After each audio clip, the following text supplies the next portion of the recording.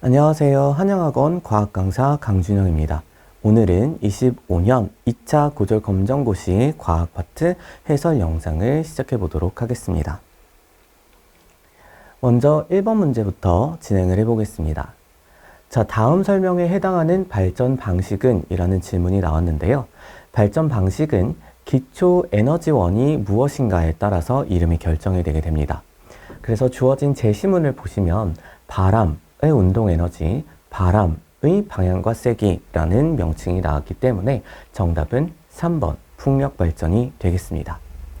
1번에 있는 수력 발전의 경우에는 물의 위치 에너지, 이번에 조력 발전 같은 경우에는 지구와 달, 태양 사이의 중력에 의한 조력 에너지, 마지막으로 4번의 태양광 발전은 태양의 빛 에너지에 의해 진행되는 발전 방식입니다. 2번, 다음 설명에서 기억에 해당하는 것은? 을 물어봤습니다. 제시문을 보시면 코일과 자석이라는 두 가지의 기구가 나오게 됩니다. 코일과 자석을 사용해서 마지막에 전류가 유도되는 이라는 표현이 나왔기 때문에 해당 답안은 전자기 유도가 되겠습니다. 연료 전지와 태양 전지, 화학 전지는 전기 에너지를 서로 다른 형태로 저장해 놓은 건전지에 해당하기 때문에 전류를 발생시키는 근원적인 현상인 전자기 유도와는 정답과는 거리가 생기게 되겠죠. 3번입니다. 다음 설명에서 기억과 니은에 해당하는 것을 한번 찾아보겠습니다.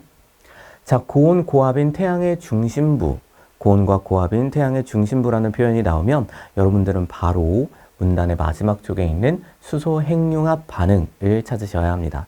수소 핵융합 반응은 태양, 즉 주계열성의 중심부에서 약 1000만 켈빈의 온도 이상인 상태일 때 수소 원자핵 4개가 결합하여 헬륨 원자핵 하나, 그리고 질량이 결손되면서 에너지를 방출하는 현상입니다.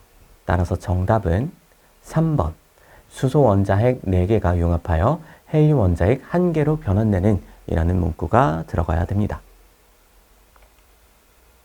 4번 문항은 많은 분들이 어려워하시는 계산 문제가 되겠는데요. 열기관에서 고열원 100줄의 열에너지를 공급하고 20줄의 일을 하고 80줄의 열에너지를 방출한다 라고 되어 있습니다. 그러면 여러분들이 열 효율을 계산하기 위해서는 공식을 알고 계셔야 되는데요. 열 효율은 1에 사용된 에너지를 공급받은 에너지로 나눈 후에 100을 곱해서 100분율로 표시해 주어야 합니다. 따라서 문제에 제시된 조건을 따라 보면 고열원에서 100줄의 열에너지를 공급받았기 때문에 분모에는 100, 1로 사용된 친구는 20이기 때문에 100분의 20 곱하기 100 해서 열 효율 20%가 나오게 되겠죠. 따라서 정답은 1번이 되겠습니다.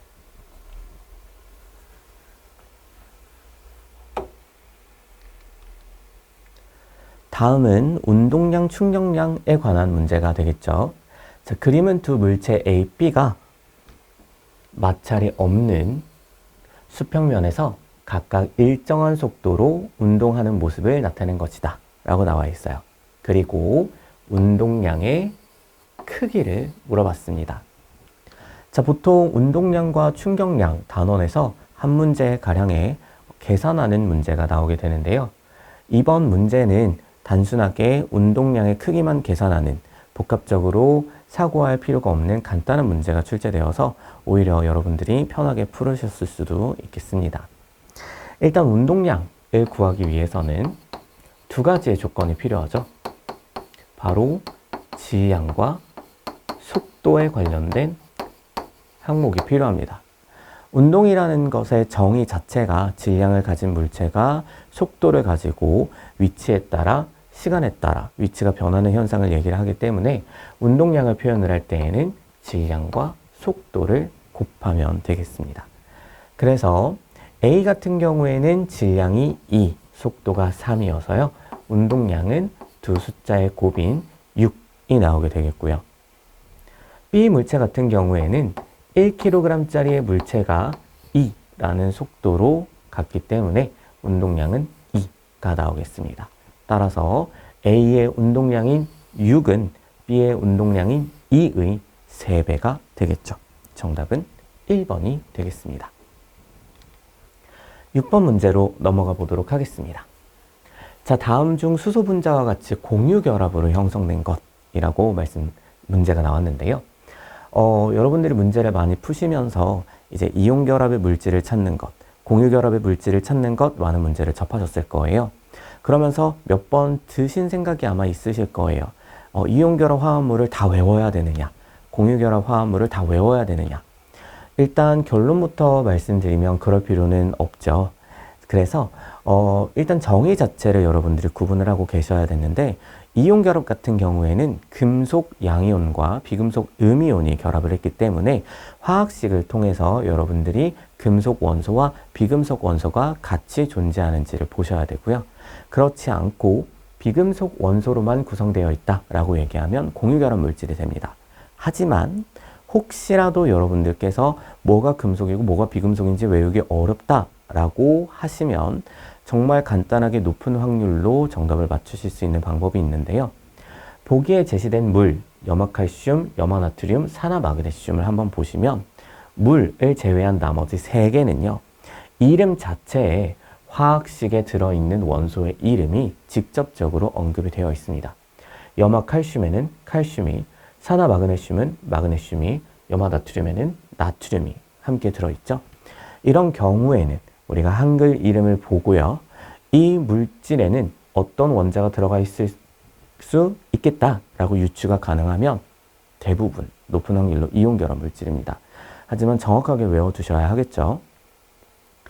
정답은 1번입니다. 물, 수소와 산소는 모두 비금속이고요. 비금속끼리 전자를 공유하여 형성했기 때문에 물이 공유 결합의 대표적인 예시가 될 수 있겠습니다. 7번 문제입니다. 자, 그림은 수평 방향으로 던진 공의 위치를 일정한 시간 간격으로 나타내었다. 공의 운동에 대한 설명으로 옳은 것들을 나열하게 되어 있는데요. 수평으로 던진 물체의 운동 같은 경우에는 매 순간마다 운동의 방향이 바뀌기 때문에 이 물체의 운동은 수평 방향과 연직 아래 방향 두 방향으로 나누어 해석하게 됩니다. 수평 방향 같은 경우에는 여러분들이 문제의 눈금을 보시면 아시겠지만 매 순간마다 일정한 시간 간격마다 수평 방향으로는 한 칸씩 동일한 거리를 움직이게 됩니다. 따라서 우리는 이 그래프를 통해서 수평 방향의 속력이 일정하다라는 것을 알 수가 있고요. 연직 방향 같은 경우에는 매 순간마다 사진을 찍었을 때 이 둘 사이의 간격이 점점 더 멀어진다라는 것을 확인하실 수가 있습니다. 따라서 니은은 틀린 보기가 되고요. 옳게 고친다면 속력은 일정하게 증가한다 혹은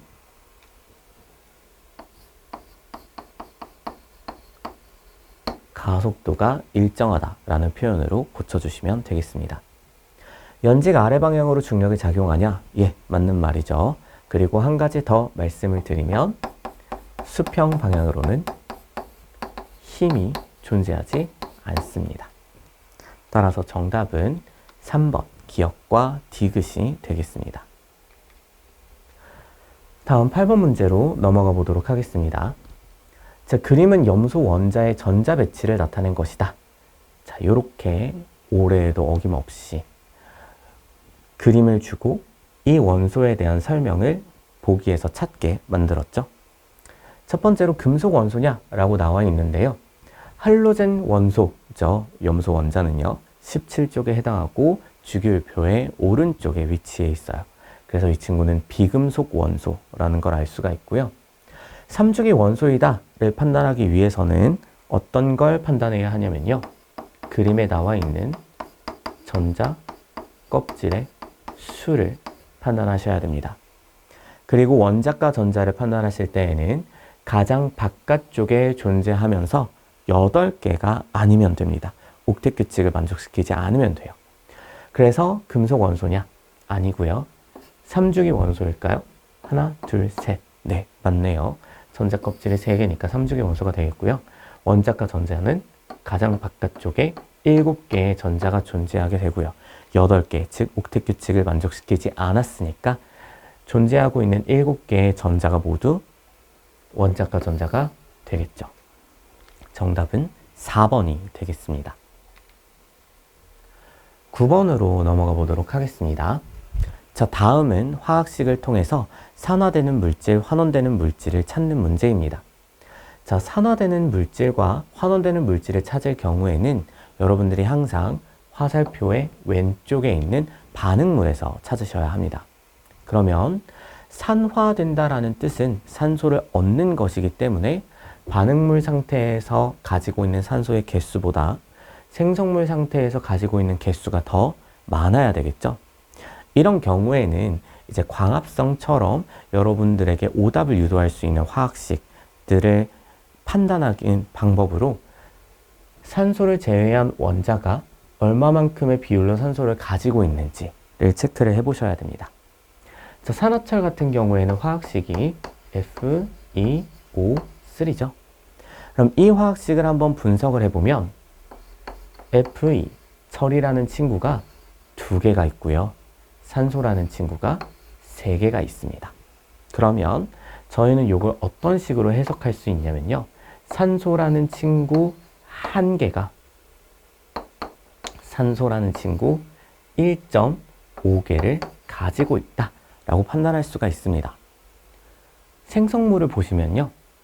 반응물에서는 철이 산소를 가지고 있지만 생성물에서는 철이 홀로 존재합니다.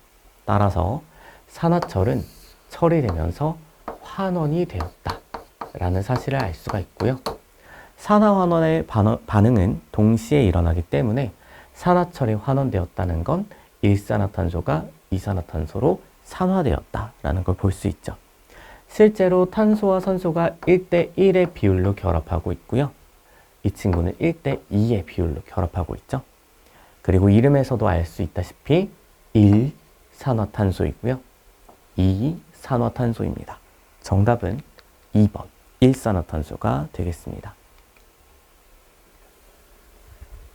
10번으로 넘어가 보도록 하겠습니다. 자, 수산화 나트륨과 수산화 칼슘 수용액은 모두 염기성이다 라고 나와 있습니다. 그러면 모두라는 말은 이 친구가 공통이라는 뜻이죠. 그래서 화학식을 보시면 수산화 이온이 공통으로 들어가 있기 때문에 두 가지의 물질을 공통으로 가지고 있는 수산화 이온이 염기성을 띠게 하는 이온이 되겠습니다.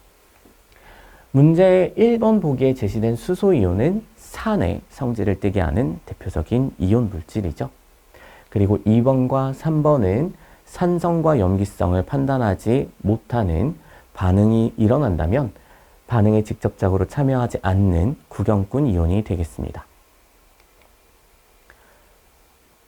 이거 역시 산과 염기에 대한 문제가 나왔죠. 11번을 보시면 기억에 해당하는 것을 찾아라 라고 나와 있는데요. 방금 전 문제에서 보셨다시피 염기의 주요한 성질을 나타내는 것은 OH입니다. 그리고 중화 반응이 일어나기 위해선 산성 물질이 들어가야 되고요. 산성 물질은 H 플러스를 내놓을 수 있어야 합니다. 1번의 경우에는 H 플러스와 Cl 마이너스 이온화가 되고요. NaOH는 Na 플러스와 OH 마이너스, CaOH2는 Ca2 플러스와 OH 마이너스, MgOH2는 Mg2 플러스와 OH 마이너스로 이온화가 되기 때문에 정답은 1번이 되겠습니다. 다음은 탄소 나노튜브를 설명한 보기들이죠. 여기에서 옳은 것을 고르라고 했습니다. 일단 탄소 나노튜브는 그래핀을 원통형으로 말아놓은 구조이죠. 그래서 그래핀의 성질을 그대로 가져가면 됩니다. 열 전도성 있습니다. 전기 전도성도 가지고 있죠. 산소가 아닌 탄소 원자로 이루어져 있습니다. 구성 원자들이 정사면체 구조를 이루는 게 아니라 일단은 육각형 구조를 이루고 있고요.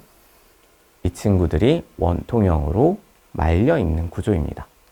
그래서 정답은 3번이 되겠죠. 그래핀의 원통형, 튜브 형태로 구성이 되어 있습니다.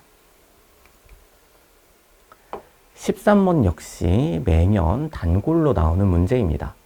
해당 문제는 DNA에서 RNA로 전사되는 생명 중심 원리의 일부 과정을 나타낸 것인데요. DNA는 이중 가닥으로 존재하고요. 이 이중 가닥 중에 한 가지가 주형 가닥으로 작용해서 전사 과정을 거친 후에 RNA가 만들어지게 됩니다. 이 과정에서 중요한 것은 DNA의 두 가닥이 묶여 있을 때 서로 상보적인 결합을 한다라는 것이고요. DNA에서 RNA로 전사되는 과정에는 DNA의 주형 가닥이 상보적인 대체 염기로 전사가 된다라는 것입니다. 그러면 아데닌이라는 친구는 타이민과 구아닌이라는 친구는 사이토신과 상보적인 결합을 하게 되고요. RNA 같은 경우에는 타이민이 없기 때문에 유라실이 사용되게 됩니다.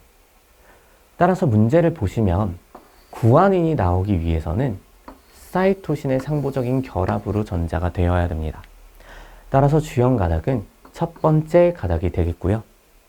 기역이 전사되어 아데닌이 나왔다라는 것은 아데닌의 짝꿍인 타이민 또는 유라실이어야 하고요. DNA에 존재하기 때문에 정답은 타이민이 되겠습니다. 또한 니은 자리는요, 아데닌이 전사가 되는 부분인데요.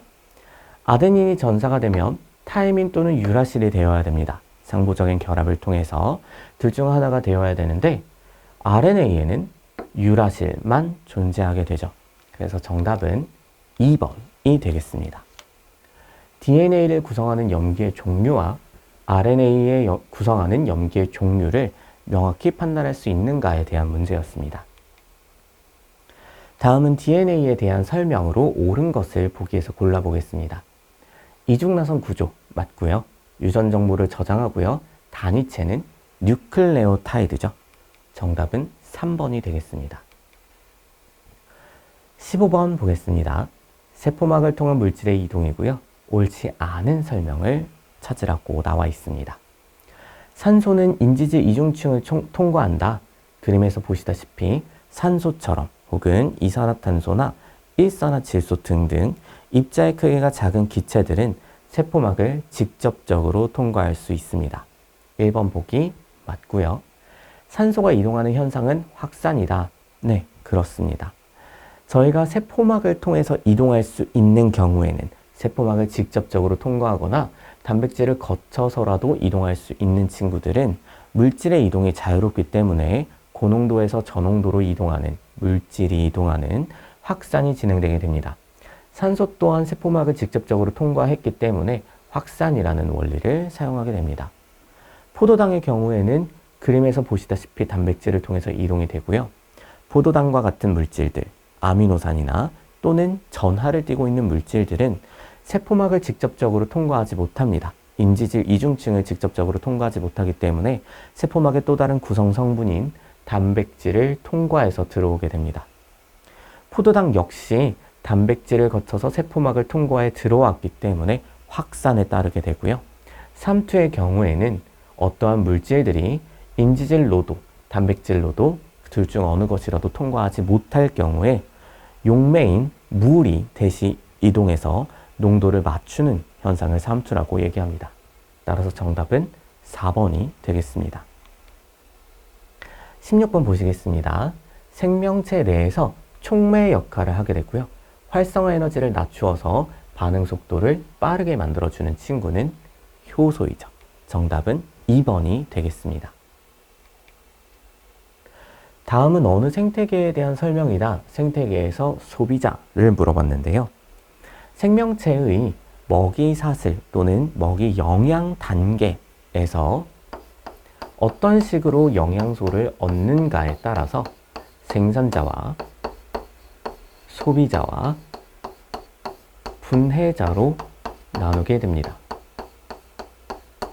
생산자의 경우에는 광합성을 통해서 영양을 얻게 되고요.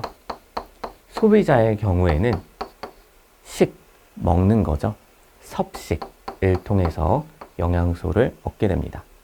분해자 같은 경우에는 생물의 사체나 배설물 등을 분해해서 영양소를 얻게 됩니다. 따라서 소비자라는 친구는 다른 생명체를 먹어야 되는 친구입니다. 빛은요, 생명체가 아니고요. 온도도 생명체가 아니죠. 참나무는 나무이기 때문에 광합성을 하죠.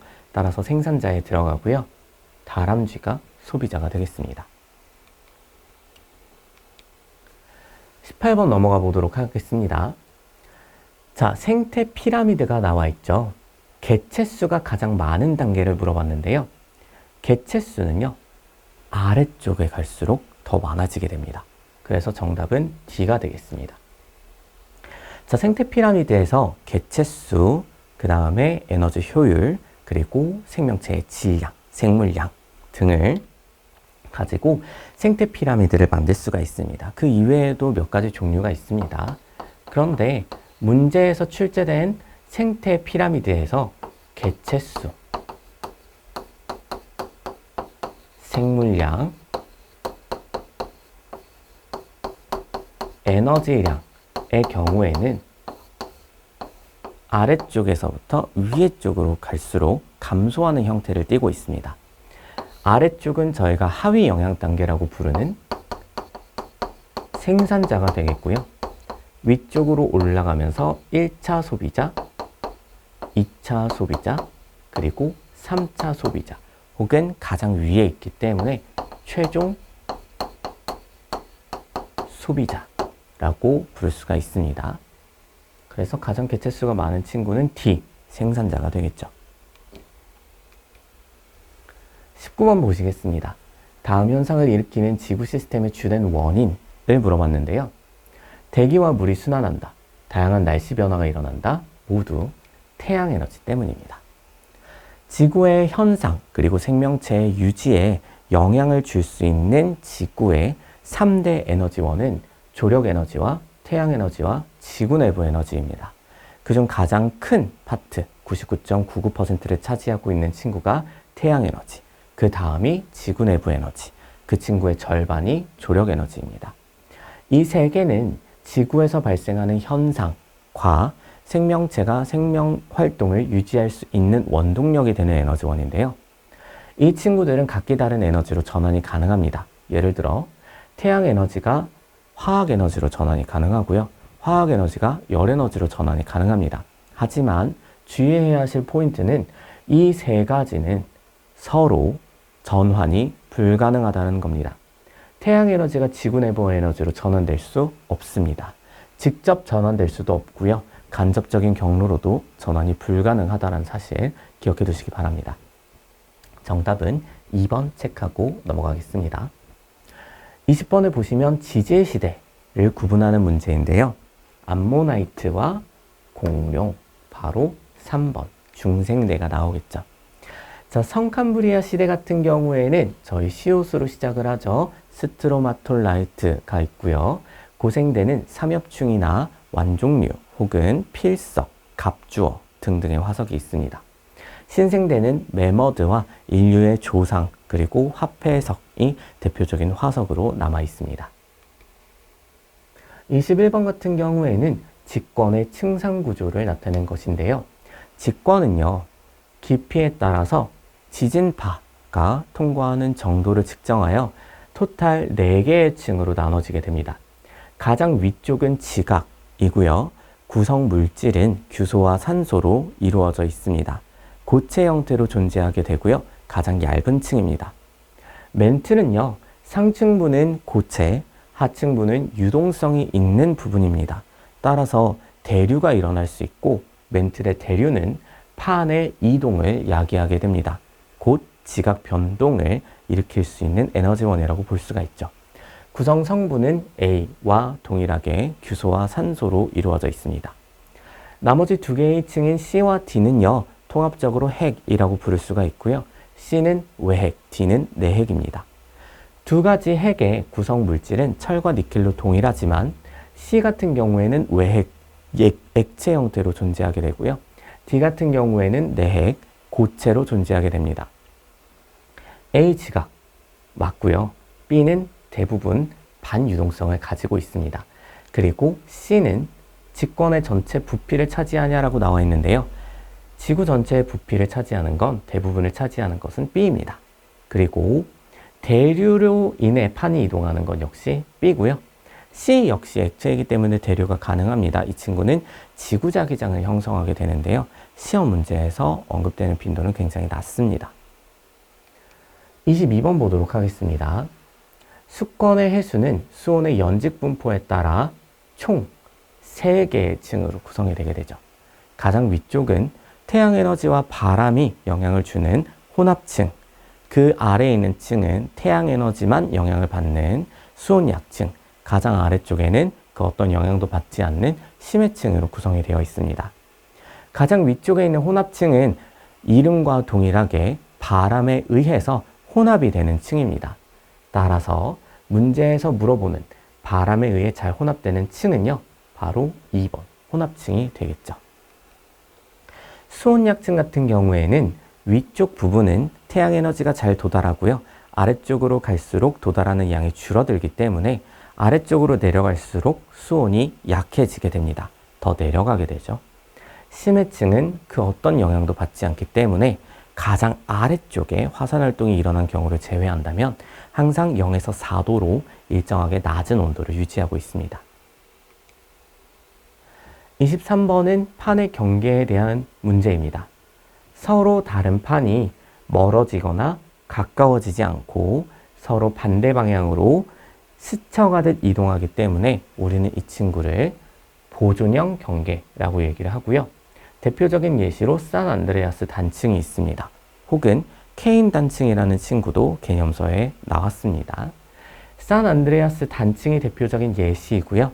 단층. 정답은 3번이 되겠죠. 해구 같은 경우에는 수렴형 경계에서 나오는, 해령 같은 경우에는 발산형 경계에서 나오는, 4번 습곡산맥의 경우에는 대륙과 대륙의 충돌형 경계 또는 대륙과 해양판의 섭입형 경계에서 나오는 습곡산맥이 되겠습니다. 24번은 지질시대에 총 5번의 대멸종을 표시한 그림입니다. 가장 큰 규모의 멸종이 일어난 시기는 그래프가 가장 직접적으로 떨어진 C가 되겠죠. C는 3차 대멸종으로 고생대에서 중생대로 넘어가는 부분인데요. 초대륙 판게아 형성이 가장 대표적인 원인으로 알려져 있습니다. 25번을 보시면 이상기후에 대한 설명이 나오죠. 자연적인 원인과 인위적인 원인이 있습니다. 그리고 건조한 기후가 지속이 되고요. 토지가 황폐해지기 때문에 사막화가 되겠죠. 그리고 니은은요, 영향을 주는 요인이 무역풍이잖아요. 그렇기 때문에 엘니뇨가 되어야 합니다. 정답은 4번입니다. 혹시라도 문제에 엘니뇨와 라니냐가 동시에 나오게 된다면 여러분은 무역풍 다음에 이 친구가 약해지는지 또는 강해지는지에 대한 정보를 보셔야 합니다. 엘니뇨 같은 경우에는 무역풍이 약해지는 케이스고요. 만약에 무역풍이 강해지게 된다면 라니냐가 발생하게 됩니다. 따라서 문제의 정답을 정확하게 구분해 보시고요. 정답은 4번이 되겠습니다. 자, 오늘 준비한 해설 영상은 여기까지입니다. 25년 2차 고졸 시험 치르시느라 고생 많으셨고요. 원하는 결과가 나오지 않았더라도 낙심하지 마시고 또 한 번의 기회를 놓치지 않으시기 바랍니다. 감사합니다.